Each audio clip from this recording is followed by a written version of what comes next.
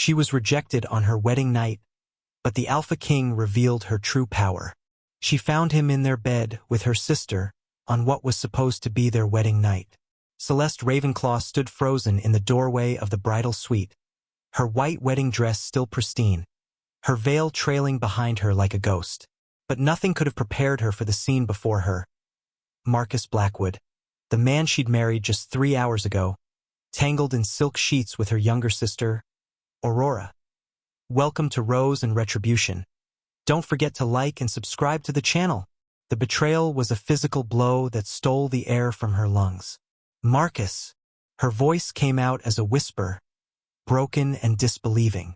They didn't even have the decency to look ashamed.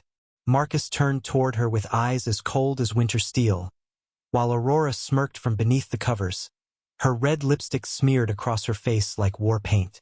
"Oh, Celeste," Aurora purred, stretching languidly. "Did you really think he married you for love? How pathetically naive." Celeste's hands trembled as she gripped the doorframe. "What are you talking about? Marcus, tell me this isn't what it looks like. Tell me." "It's exactly what it looks like," Marcus interrupted, his voice devoid of emotion as he rose from the bed, completely unbothered by his state of undress. "Did you honestly believe I wanted you? The broken Omega who can't even shift properly." The words hit harder than any physical blow could have. Celeste's wolf had always been weak, incomplete somehow, a source of shame her entire life. But Marcus had promised her it didn't matter. He had sworn his love was unconditional. "All lies. The marriage was arranged by your father," Aurora said, sitting up with a satisfied smile. "But Marcus has been mine for over a year. You were just the political piece needed to secure the Ravenclaw Pack's alliance. Now that the contracts are signed, you're completely disposable." The truth behind the lies. Celeste felt her world fracturing into 1,000 irreparable pieces. "Father knew about this? Your father needed the Blackwood military support?" Marcus explained, pulling on his pants with casual indifference. "My family needed access to your pack's northern territories. A marriage between us secured both. What we feel for each other was never part of the equation." "But you said," Celeste's voice cracked, "all those months of courtship, the promises, the plans we made, were necessary to make you compliant," Marcus finished. "And it worked. You signed the marriage contract without reading the fine print, gave up your inheritance rights, transferred your land holdings. Everything your father wanted to ensure would pass to the Blackwood Pack now belongs to me." Aurora laughed, a cruel sound that echoed through the room. "He deserves someone strong, Celeste. Someone who can actually be a proper Luna, not a defective wolf who struggles to shift and can barely feel the pack bonds." The accuracy of the insult made it cut deeper. Celeste had always struggled with her wolf, with the basic abilities that came naturally to other shifters. She'd been told it was a rare condition, a weakness in her bloodline that made her less than others, and apparently it made her worthless. "I want you out of this house by morning," Marcus said, his tone businesslike, as if they were discussing a simple transaction. "The marriage will be annulled on grounds of your inadequacy. You'll sign papers agreeing to the annulment and relinquishing any claim to the Blackwood name or assets." "And if I refuse?" Celeste found some steel in her spine, some remnant of pride that refused to crumble completely. Marcus's eyes flashed with something dangerous. "Then we'll make your life so miserable you'll beg to leave. Either way, you're not staying here. You were never meant to be anything more than a signature on a contract." The mysterious stranger. Celeste ran. She didn't remember leaving the house, didn't recall tearing off her veil or stumbling through the Blackwood estate gardens in her wedding dress. She just ran until her lungs burned and her legs gave out, collapsing near a fountain in the far corner of the property. The tears came then, violent and uncontrollable. Everything she'd believed about her life, her future, her worth, destroyed in a matter of minutes. She was 24 years old, cast aside on her wedding night, revealed as nothing more than a pawn in a political game she hadn't even known she was playing. "Crying alone in the dark on your wedding night," a deep voice observed from the shadows. That's either the beginning of a very tragic story or the end of a very foolish one. Celeste's head snapped up. A man emerged from the darkness, tall and powerfully built, with features that seemed carved from marble and eyes that gleamed silver in the moonlight. He moved with a predator's grace, radiating an authority that made her wolf, weak as it was, whimper in recognition. Alpha. But not just any alpha. Something more. Who are you? She demanded, trying to sound strong despite the tears still streaming down her face. Someone who's been watching the Blackwood pack very closely, he replied, moving closer. And someone who finds it very interesting that they'd throw away their newly acquired bride so carelessly.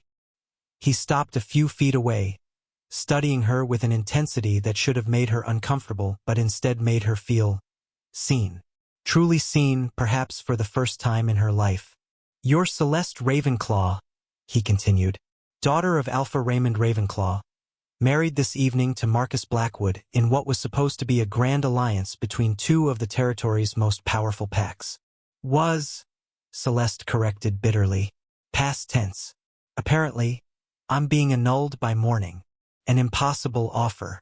Something flickered in the stranger's eyes. Anger, perhaps, or calculation. Because of your wolf? The question caught her off guard. How did you? I can sense it, he interrupted. The weakness in your shift, the incomplete bond with your wolf. But what your family and the Blackwoods see as a defect. He moved closer, close enough that she could feel the heat radiating from his body. I see as something else entirely. And what would that be? Celeste heard herself ask. Potential, he said simply. Your wolf isn't weak, Celeste. It's dormant, waiting for the right catalyst to awaken it fully. She wanted to believe him, wanted desperately to think there was something more to her than the broken Omega everyone had always seen. But hope was dangerous, and she just learned the price of believing in beautiful lies. Who are you? She asked again. My name is Cale Stormridge, he replied, Alpha King of the Western Territories. And I have a proposition for you. Alpha King. The words sent a shock through her system. The Western Territories were the largest and most powerful region in the entire continent. Their Alpha King was legendary, ruthless, ancient, commanding loyalty and fear in equal measure. What could an Alpha King possibly want with a rejected bride? Celeste asked, her voice barely a whisper. Cale smiled, and it was a dangerous thing. Revenge. You want to destroy the people who used you, humiliated you, threw you away like garbage. And I want to dismantle the Blackwood Pack's growing power before they become a threat to territorial stability. They're too powerful, Celeste protested. Even working together, we couldn't. I'm not just any alpha, Cale interrupted, his eyes blazing with power that made the air around them crackle. And you're not just any Omega. But to unlock what you're truly capable of, you'll need to trust me completely. You'll need to let me show you what you really are beneath all the lies they've told you about yourself. He extended his hand toward her. Come with me, Celeste. Let me teach you how to be strong, how to access the power sleeping inside you. And when you're ready, we'll return here together and make Marcus Blackwood regret the day he thought you were disposable. Celeste stared at his outstretched hand, her mind racing. This was insane.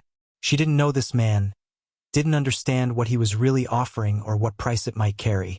But the alternative was crawling back to her father's pack in disgrace, living as the daughter who'd failed, the defective wolf who couldn't even keep a husband for one night.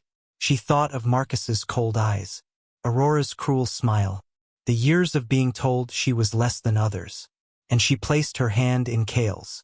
Good, he said, pulling her to her feet with surprising gentleness. But you should know something before we leave. What?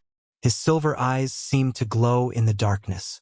The reason your wolf has always been dormant, the reason you've never been able to fully shift or feel the pack bonds properly, it's because you were never meant to be just an Omega, Celeste. You were meant to be something far more powerful. And the people who've been suppressing that power your entire life are about to learn exactly what they created when they tried to break you. Before Celeste could ask what he meant, Cale wrapped an arm around her waist and the world dissolved into shadows and light. When she opened her eyes, everything she thought she knew about herself, about wolves, about power, was about to change forever. Celeste materialized in a place that stole her breath. A massive stone fortress carved into the side of a mountain, surrounded by pine forests that stretched as far as she could see. The moon hung enormous in the sky, casting silver light over everything, and the air here felt different. Charged. Electric. "Welcome to Shadow Peak," Kale said, releasing her from the shadow travel that had transported them here. "The heart of the Western Territories and your home for the foreseeable future." "How did you?" Celeste touched her arms, her face, making sure she was still solid. "That kind of travel isn't possible. No wolf can manipulate shadows like that." "No ordinary wolf," Kale agreed, leading her toward the fortress entrance where guards immediately bowed at his approach. "But I told you, Celeste, you're about to learn that everything you've been taught about our kind is incomplete at best, deliberately misleading at worst." They passed through corridors of ancient stone, lit by torches that burned with flames that seemed to shift between normal orange and an eerie blue. Wolves, clearly powerful ones based on the authority they radiated, stepped aside as Kale passed, their eyes following Celeste with curiosity and something else she couldn't quite identify. Recognition? But that was impossible. She'd never been here before. The awakening chamber. Kale brought her to a circular chamber deep within the fortress. The walls were covered in intricate carvings that seemed to move in the flickering torchlight, depicting wolves in various stages of transformation, but not normal shifts. These wolves became something else, something with wings and claws and power that radiated off the stone itself. "What is this place?" Celeste breathed, moving closer to examine the carvings. "The truth about what we are," Kale replied, positioning himself near the center of the chamber where a complex pattern was carved into the floor. "Sit." Celeste hesitated, but something in his tone, command mixed with promise, made her comply. She settled onto the floor in the center of the pattern, her wedding dress pooling around her like a cloud. Kale began to circle her slowly. "You were told your wolf is weak, incomplete. But that's only because the power inside you has been locked away since birth. Your father did it with the help of a very specific type of magic to keep you manageable, to keep you from being a threat." "A threat to what?" Celeste demanded, anger sparking through her confusion. "I'm nobody. I have no power." "You're everything," Kale interrupted, dropping to one knee in front of her. His silver eyes met hers with an intensity that made her heart race. "Celeste, you're not just an Omega. You're an ancient, a bloodline that was thought to be extinct, capable of powers that modern wolves have forgotten even existed." "That's impossible," she whispered. "Ancients are myths, stories told to children. Myths based on truth," Kale insisted. "And your father knew exactly what you were when you were born. So he had your power bound, suppressed, locked away so deeply that even you couldn't feel it. He told everyone you were defective to explain away your inability to shift properly, your weak connection to pack bonds. But it was all a lie to hide what you really are. The first transformation." Celeste wanted to deny it, wanted to reject this insane story. But deep inside her, where her wolf had always been a quiet, distant presence, something stirred. Something that had been sleeping for 24 years began to wake. "Why?" she asked, her voice shaking. "Why would my father do that to his own daughter?" Kale's expression hardened. "Because ancient bloodlines can't be controlled by normal alpha authority. If you'd come into your full power, your father would have lost his ability to use you as a political tool. You would have been too powerful to manipulate, too dangerous to suppress." He reached out and took her hands. The contact sent electricity racing up her arms. "But power like yours doesn't stay locked away forever," Kale continued. "It finds cracks in its prison. And tonight, when you experienced that betrayal, when your emotions broke through every wall you'd built to protect yourself, you started to break through the binding." "How do you know all this?" Celeste demanded. "How can you possibly?" "Because I'm ancient too," Kale said simply. "One of the last ones left. and I've been searching for others of our bloodline for decades. When I sensed you at that wedding, felt the power trying to break free from its chains, I knew I had to reach you before the Blackwoods realized what they'd actually acquired in that marriage contract. Celeste's mind reeled. Ancient bloodlines. Suppressed power. Her father's betrayal ran so much deeper than she'd imagined. I don't know how to unlock it, she admitted. Even if what you're saying is true, I don't know how to access this supposed power. You don't have to know, Kale interrupted. You just have to trust me. He stood, pulling her up with him, positioning her in the exact center of the carved pattern on the floor. Then he began to speak in a language she'd never heard before. Ancient, primal, words that resonated in her bones and made the carvings on the walls begin to glow. Pain exploded through Celeste's body, breaking the chains. She screamed as something inside her shattered. Not physically, but spiritually. It felt like chains she'd never known existed were being ripped away, breaking apart in showers of metaphysical sparks that she could somehow see despite her eyes being squeezed shut. Her wolf surged forward, but it wasn't the weak, timid presence she'd always known. This was something massive, powerful, primal, a force of nature that had been caged for far too long. Don't fight it. Kale's voice cut through the pain. Let it happen, Celeste. Let yourself become what you were always meant to be. The shift happened before she could even try to control it. But it wasn't like normal shifting, it wasn't just bones rearranging and fur appearing. This was a transformation that pulled at the very fabric of her being. When it ended, Celeste stood on 4 legs that were longer and more powerful than any normal wolf's. Her fur was silver white, seeming to glow in the torchlight, and when she looked down at her paws, she saw they were tipped with claws that looked more like a raptor's than a wolf's. But the most shocking change was the weight on her back. Wings. She had wings, massive, feathered appendages that spread from her shoulder blades like those of some ancient predatory bird. By the goddess! She heard someone breathe from the doorway, and she turned to see several of Kale's wolves watching with expressions of awe and shock.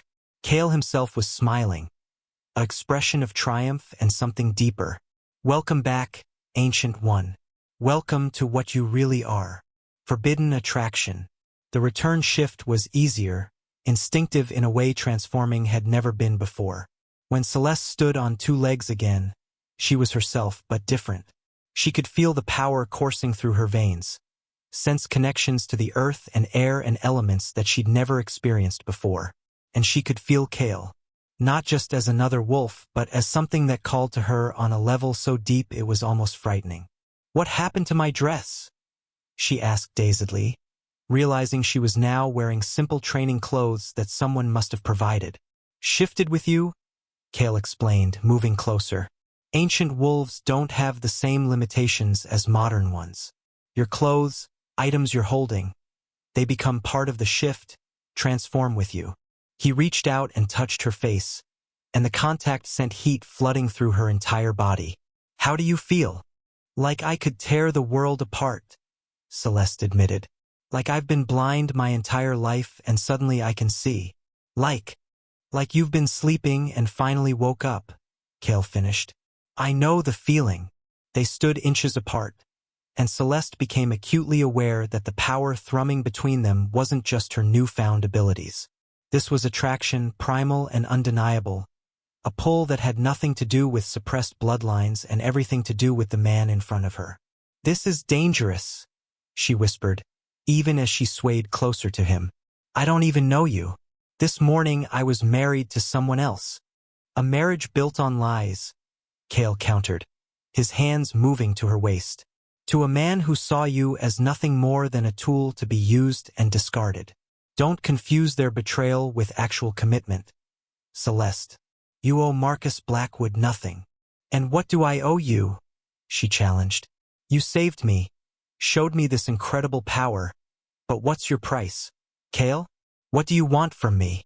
His silver eyes burned into hers. Everything. I want your trust, your loyalty, your partnership in bringing down the corrupt system that allowed your power to be suppressed and your life to be sold like a commodity. I want you to stand beside me as an equal, not below me as a subject. He leaned closer, his lips inches from hers. And I want this thing between us, this connection that has nothing to do with politics or power and everything to do with two ancient souls recognizing each other, to be real. Not forced by circumstances or manipulated by others, but genuine. A choice we both make freely. Celeste's breath caught. We just met. This is crazy. We're wolves with wings who can walk through shadows. Kale pointed out with a slight smile. Crazy is relative. But you're right that we need time. Time for you to learn control, to understand what you're capable of, to decide what you really want. He stepped back, though she could see the effort it cost him. So let's start there. Let me train you, teach you everything you need to know about being ancient. And when you're ready, when you've had time to process everything that's happened and make decisions about your future with a clear mind, then we'll talk about what this is between us. The warning. A knock on the chamber door interrupted them. One of Kale's wolves entered, his expression grim. My king, we have a problem. What kind of problem? Kale asked, instantly alert. The Blackwood Pack has issued a formal declaration. They're claiming that Celeste Ravenclaw was abducted from their territory against her will. They're demanding her immediate return and threatening military action if she's not released within 3 days. Celeste felt her newly awakened power surge with anger. They throw me away like trash and then claim I was abducted? How dare they? They realized what they had. Kale interrupted, his voice dangerously quiet. Someone in their pack must have sensed the power breaking free when I released your binding. Now they know you're valuable, and they want you back. To use me again, Celeste said bitterly. To lock away my power and keep me as a tool. To study you, Kale corrected. To figure out how to access ancient abilities for themselves. Celeste, if they get their hands on you now, they won't just suppress your power again. They'll experiment on you, try to extract what makes you ancient and use it for their own purposes. The words sent ice through her veins. What do we do? Kale's expression hardened into something truly terrifying.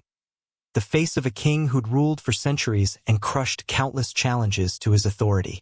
We prepare for war. Because Marcus Blackwood just made the worst mistake of his very long life. He turned to his messenger. Send word to all our allied packs. The Western Territories are going to full military alert. And get me everything we have on the Blackwood Pack's defenses. Their alliances, their weaknesses. Yes, my king. After the messenger left, Kale turned back to Celeste. I need you to understand something. When they come for you, and they will come, it's not going to be some diplomatic negotiation. They'll bring their full military force. Are you prepared for that?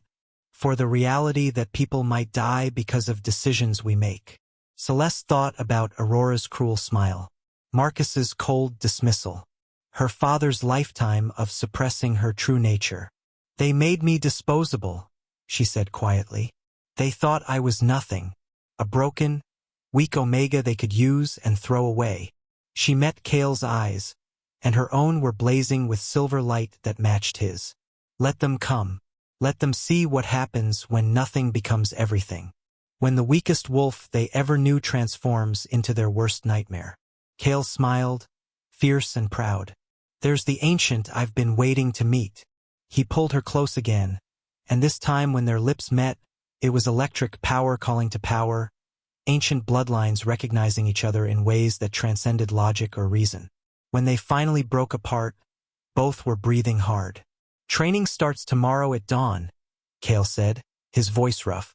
You have 3 days to learn combat, power control, and tactical thinking before the Blackwoods arrive. Can you do it? 3 days to transform from victim to warrior? Celeste smiled, and it was a dangerous expression that would have shocked anyone who knew the old her. Watch me. But as she left the chamber to find her assigned quarters, neither of them noticed the shadow in the far corner. A figure who'd been watching everything, listening to every word, and who now slipped away to send a very specific message to very specific people about exactly what was happening in Shadow Peak Fortress.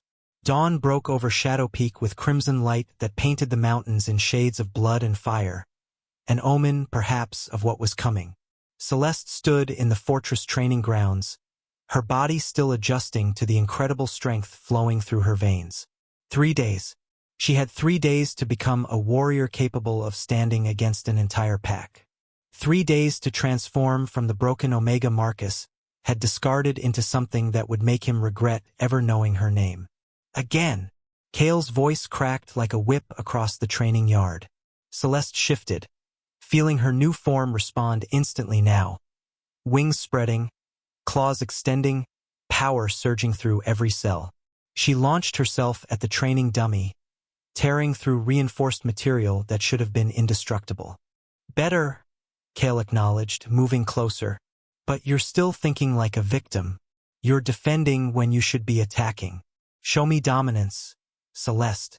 Show me the alpha predator you were born to be. Something inside her snarled at the challenge. She'd spent her entire life being told she was weak, submissive, less than others.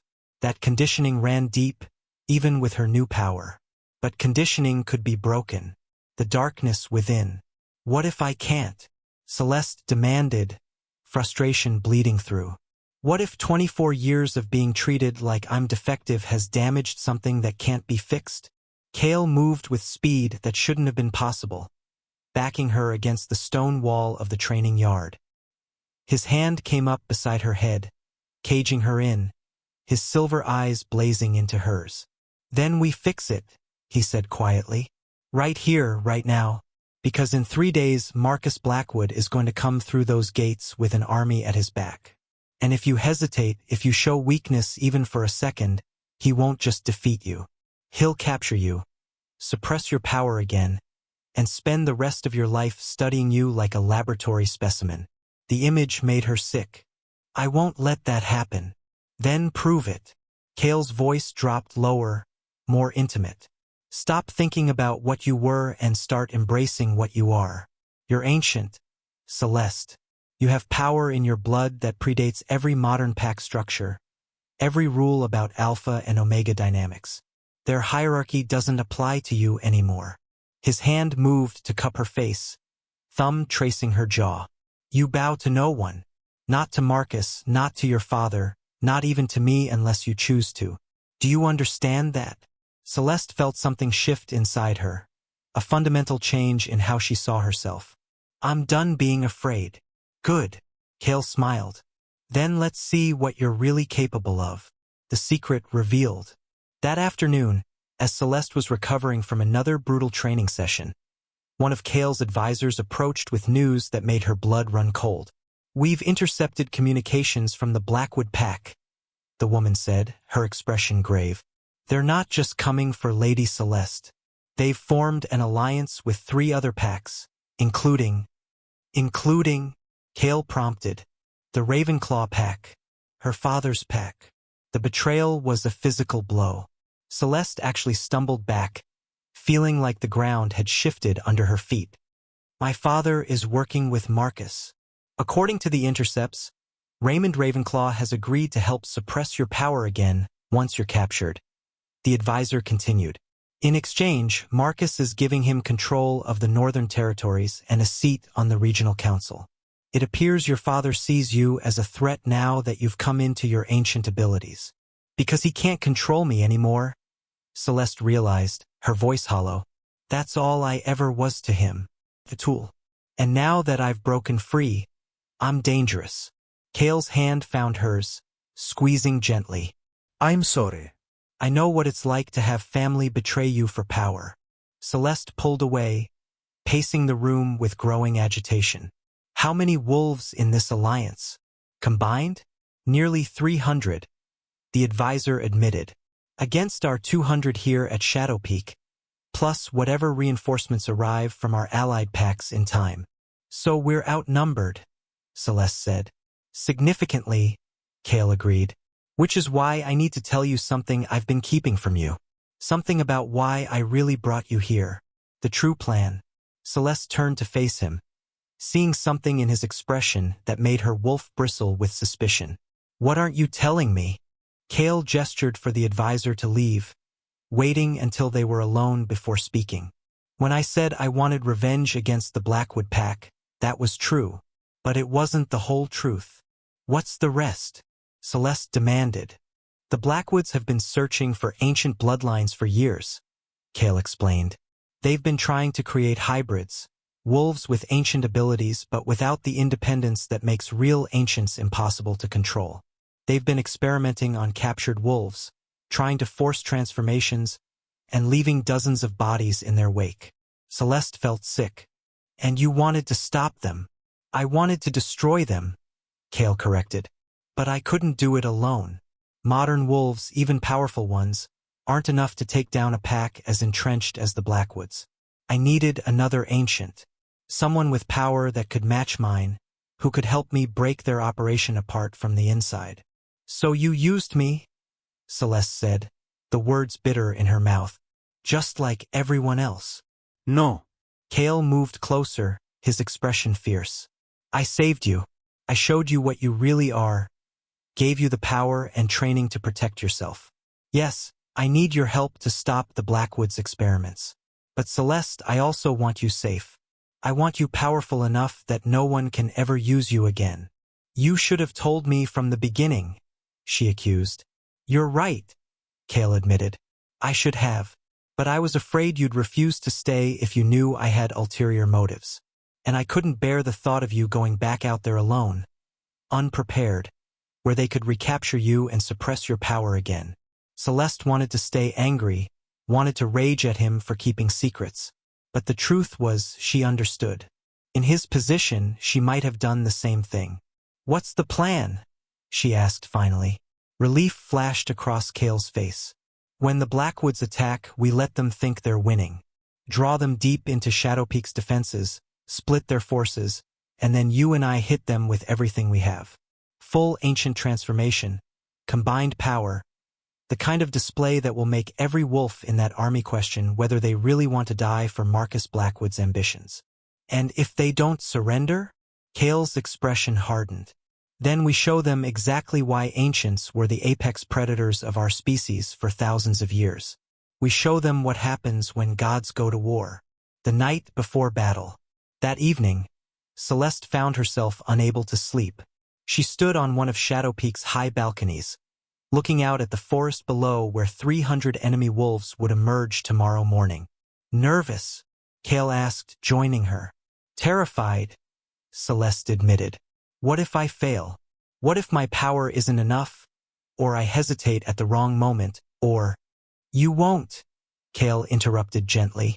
Do you know how I know? How? Because you're not the same person who collapsed in that fountain 3 days ago.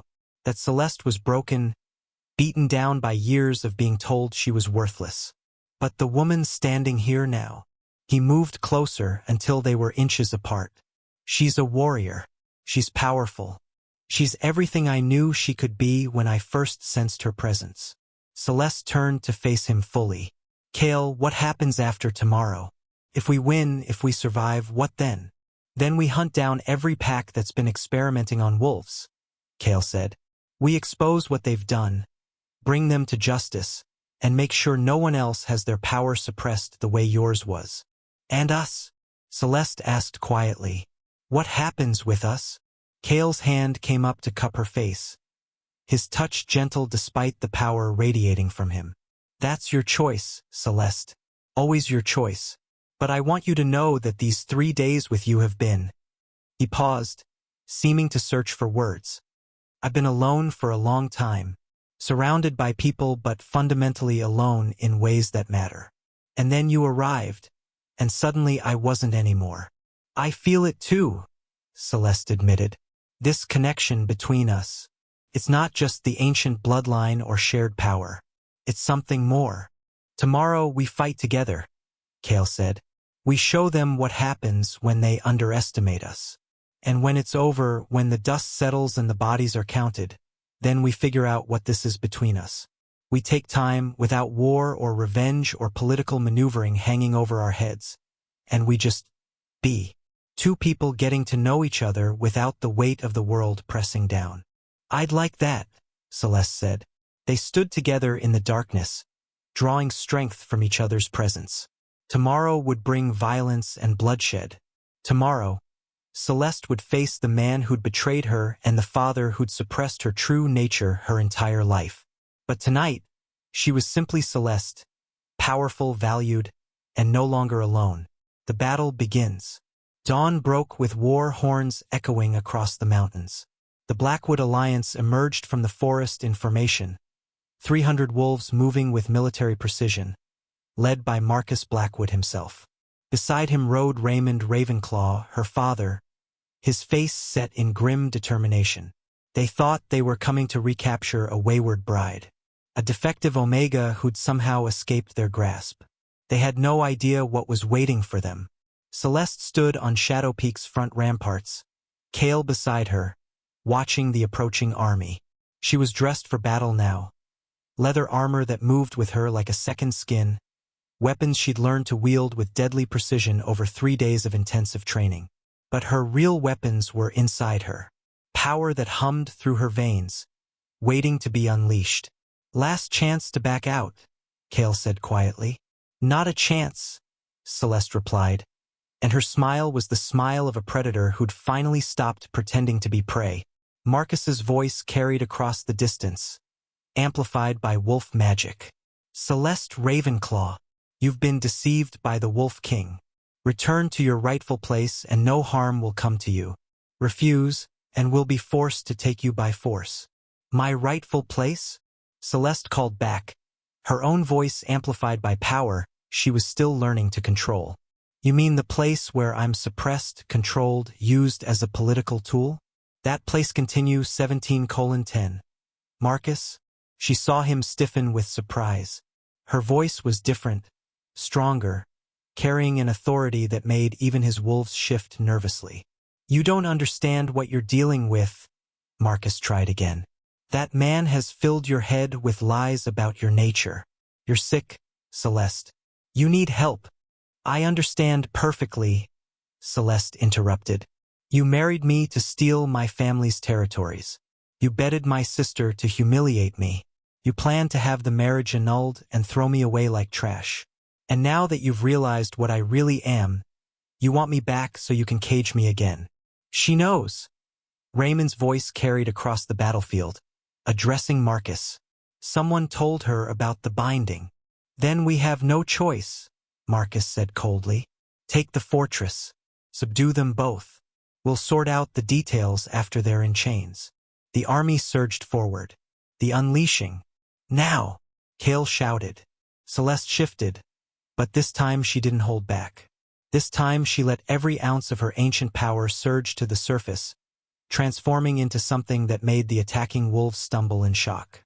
She was massive, easily twice the size of a normal wolf, with silver-white fur that seemed to glow with inner light. Her wings spread wide, each feather edged with what looked like silver fire. And when she opened her jaws and roared, the sound contained harmonics that made modern wolves drop to their knees in instinctive submission. Beside her, Cale transformed too. Midnight black where she was silver, golden fire where hers was silver, but equally massive and terrifying. Two ancients in full battle form. The Blackwood Alliance hesitated. "Forward!" Marcus screamed, trying to regain control. "They're just 2 wolves. We have 300. But fear had already taken root. And when Celeste launched herself from the ramparts, wings carrying her over the first wave of attackers to land directly in front of Marcus, that fear turned to panic. "Hello, husband," she said, her voice resonating with power. "Did you miss me?" The reckoning.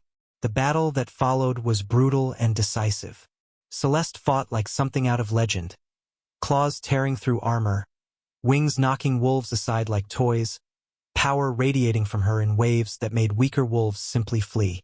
She was magnificent, terrible, a force of nature that had been caged for too long and was now free to show its full strength.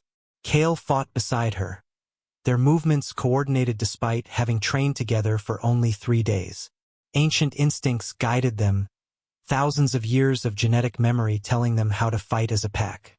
The Blackwood Alliance broke. Within an hour, half their wolves had retreated back into the forest.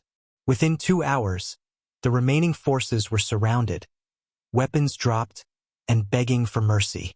Marcus Blackwood knelt in the dirt, blood streaming from wounds inflicted by Celeste's claws. his expression a mixture of shock and fury.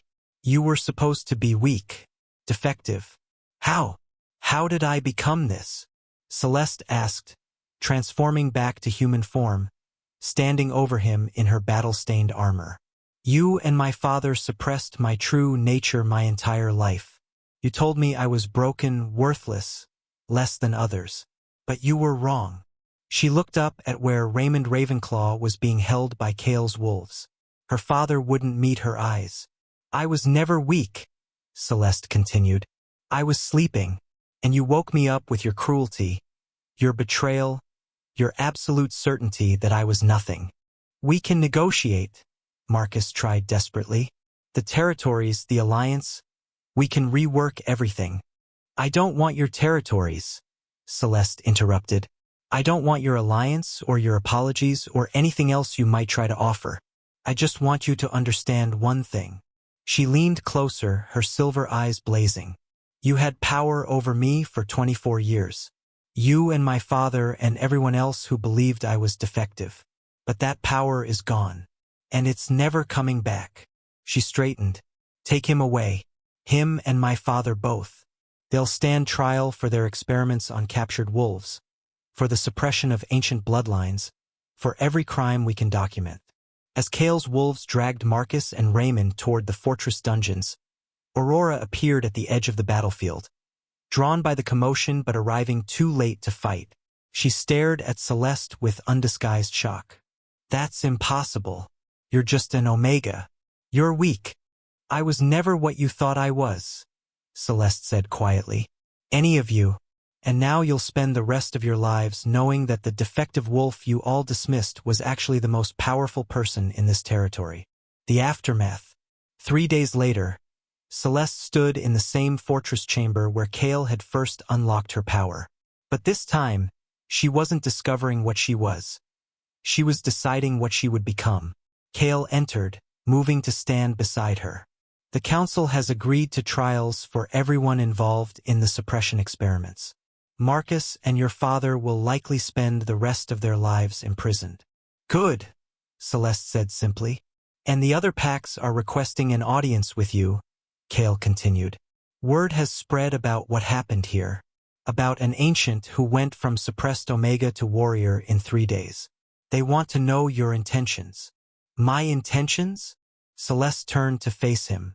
I intend to find every wolf whose power has been suppressed the way mine was. I intend to break those bindings and help them discover their true nature. I intend to make sure what happened to me never happens to anyone else. Cale smiled. A worthy mission. Will you let me help? Is that what you want? Celeste asked. To work together, build something new, change the way our entire society functions? I want that, Cale agreed. But I also want this. He moved closer, taking her hands in his. I want to know you, Celeste. Not the warrior, not the ancient, but the person underneath all that power. I want time with you. Real time, without battles or revenge or political maneuvering. We barely know each other, Celeste pointed out, though she was smiling. Then let's change that, Cale suggested. Stay here. Work with me to reform the pack structures, to find and help other suppressed wolves. And in between all that world-changing work, he pulled her closer. Let's see if this connection between us is as real as it feels. Celeste thought about the girl she'd been a week ago. Broken, used, believing she was worthless. And she thought about who she was now. Powerful, confident. Surrounded by wolves who respected her strength, rather than dismissing her weakness. I spent my entire life being told who I was supposed to be, she said quietly. Being shaped by others' expectations and limitations. I think it's time I figure out who I am when I get to make my own choices. And, Cale prompted. Celeste smiled, fierce and free and full of promise. And I choose this. I choose the mission, the work, the fight to help others find their power. I choose to stand beside you as an equal, not below you as a subject. She reached up to cup his face, feeling the power humming between them. Ancient calling to ancient, two souls who'd found each other in the chaos. And I choose to see where this goes. Because you're right, I've been alone too. and I'm tired of being alone. When they kissed, silver and gold light blazed around them, power responding to power, two ancients finally finding their match. Outside, Shadow Peak Fortress was being rebuilt and transformed into something new. Not just a military stronghold, but a sanctuary for wolves who'd been suppressed, dismissed, told they were less than others. A place where power could be discovered and celebrated rather than feared and caged. And at the center of it all stood Celeste Ravenclaw, the defective Omega who'd become an ancient warrior, the rejected bride who'd transformed into a queen, the nothing who'd proven she was everything. She thought she was nothing, but the Alpha King saw what she really was, and together they would change the world.